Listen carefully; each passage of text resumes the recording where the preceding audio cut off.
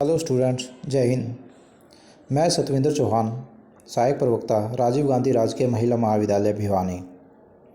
आज हम चित्रकला विषय के बीए द्वितीय वर्ष की छात्राओं के लिए art of Mauryan period topic पर चर्चा करेंगे।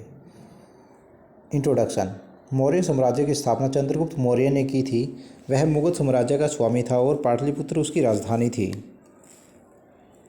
उसने भव्य और विशाल राजप्रासाद तथा सभा का निर्माण करवाया। उसके बाद उसका पुत्र बिंदुसार राज सिंहासन पर बैठा। उसके बाद चंद्रगुप्त का पुत्र अशोक राजा बना।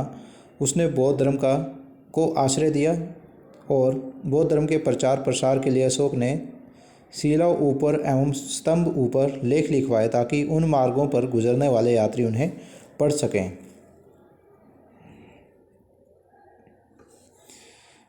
इसमें दो प्रकार की कला का वर्णन किया है। राज्य पर आश्रित कला, इसके अंतर्गत मौर्यकालीन राजाओं द्वारा बनवाए गए राजप्रासाद, स्तूप, चैत्य, विहार, गुफाएं तथा स्तंभ आदि हैं। चैत्य वो होते हैं जिनमें बौद्ध भिक्षु पूजा करते हैं और विहार उनके रहने का स्थान होता है। कला, इसके अंतर्गत विशाल यक्ष यक्षिणियों की प्रतिमाएं, लोक कला के रूप में देश भर से प्राप्त असंख्य मिट्टी की बनी हुई मूर्तियां हैं जो तत्कालीन समाज के धार्मिक तथा सांस्कृतिक जीवन को प्रस्तुत करती हैं। वास्तुकला, पाटलिपुत्र का मौर्य राजप्रासाद, बराबर और नागार्जुन की पहाड़ियों की गुफाएं, ईंटों से निर्मित बौद्ध स्तूप, सारनाथ का स्तूप, सांची का स्तूप, तक्षशिला का स्तूप। पाटलिपुत्र का मौर्य राजप्रासाद। चंद्रगुप्त मौर्य ने पाटलिपुत्र में एक भव्य राजप्रासाद का निर्माण भवन, सभा, नागार्जुन की पहाड़ियों की सम्राट अशोक तथा नागार्जुन पहाड़ियों में दो गुफाएं हैं। मौर्यकालीन मूर्तिकला, लोमेश गुफा का प्रवेश द्वार देते हैं से अलंकृत है। गोल मेहराब हैं जो हाथी को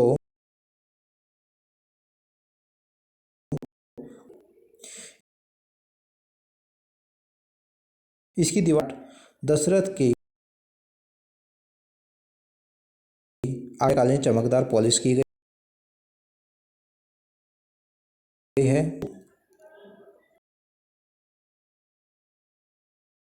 समाधि जैसे ऊंचे टीलों का निर्माण वैदिक युग से ही प्रारंभ हो चुका था। इस परंपरा पर स्तूप निर्माण का प्रचलन बौद्ध तथा जैन धर्म के साथ साथ विकसित होता गया। सर्वप्रथम गौतम बुद्ध की अस्थियों पर 8 स्तूप का निर्माण हुआ था। इसके पश्चात इन अस्थियों को अशोक ने एकत्र करवाकर समूचे राज्य में 84,000 स्तूपों का निर्माण करवाया था, जिनमें से कुछ ही स्तूपों के अवशेष प्रकाश में आए हैं। मौर्यकालीन स्तूप ईंटों से निर्मित थे। निम्नलिखित स्थानों पर ये मौर्यकालीन स्तूप पाए गए हैं, जैसे सारनाथ का स्तूप, सांची स्तूप, तक्षशिला का स्तूप। सारनाथ स्तूप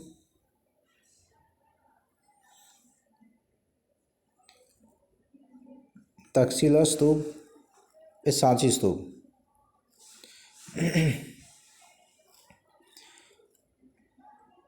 तक्षशिला का स्तूप, ये स्तूप ईंटों के बने हैं। सांची का स्तूप ध्वस्त होने पर इसके ऊपर शुंग काल के पत्थर का स्तूप बनवाया गया, जो वर्तमान में भी देखा जा सकता है। सारनाथ स्तूप की केवल नींव ही शेष बची है, जिसको हम हर्मिका के नाम से जानते हैं। हर्मिका के चारों ओर लगी हुई एक पत्थर से बनी वेदिका भी प्राप्त हुई है।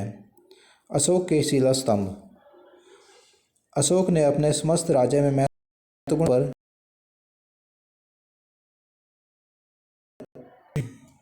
के 30 से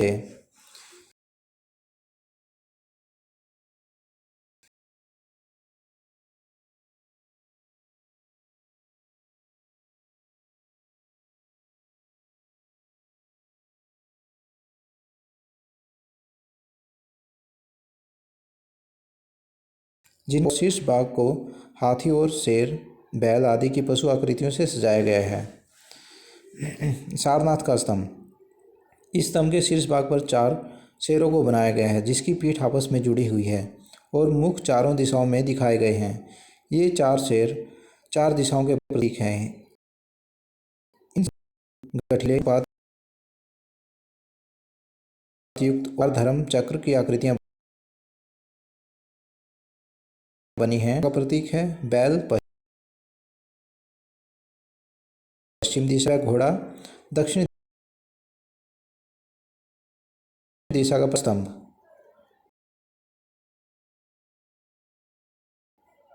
जिसे हम सांची लौरिया नंदनगढ़। स्तंभ की रचना में एक ऊंचा स्तंभ जिसकी ऊंचाई 40 से 50 फीट है। स्तंभ के नीचे के भाग में भारी पत्थर की चौकी में छेद काटकर स्तंभ को उसमें फंसाया गया है। स्तंभ के शीर्ष भाग पर उल्टी घंटी नुमा कमल का फूल है। उसके ऊपर गोल चबूतरा जिसके ऊपर पशु, घोड़ा, शेर, बैल आदि आकृतियां बनाई गई हैं। मौर्यकालीन पत्थर की कलाकृतियाँ। धौली चट्टान का हाथी,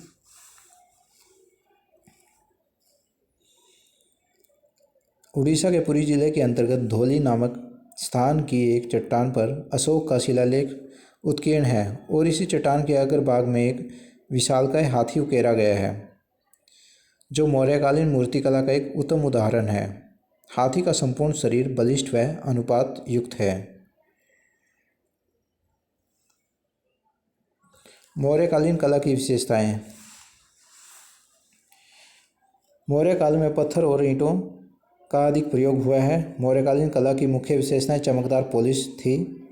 मौर्य काल में बौद्ध धर्म का प्रचार प्रसार अत्यधिक हुआ। सम्राट अशोक ने बौद्ध धर्म के प्रचार प्रसार हेतु राज्य भर में अनेक स्थानों पर बौद्ध स्तूपों का निर्माण करवाया था। थैंक यू स्टूडेंट, धन्यवाद।